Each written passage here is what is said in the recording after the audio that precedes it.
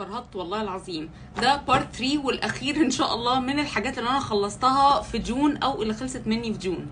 وطبعا ايه اللي انا هكرره وايه اللي مش ممكن اكرره، واوعوا انتوا كمان تجيبوه. مرطب الشفايف ده لو شفتوه في اي حته عايزاكم تطلعوا تجروا، لان مفيش حاجه قشرت لي شفايفي في حياتي غير البتاع ده. بجد هرميه زي ما هو، انا كنت مخدوعه فيه.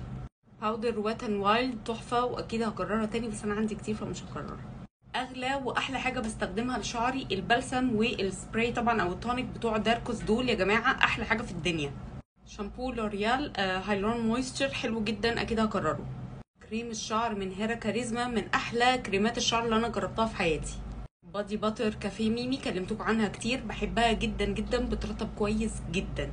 اخيرا خلصت اللوز باودر بتاعت لورا ميرسيه، طبعا متستاهلش ثمنها.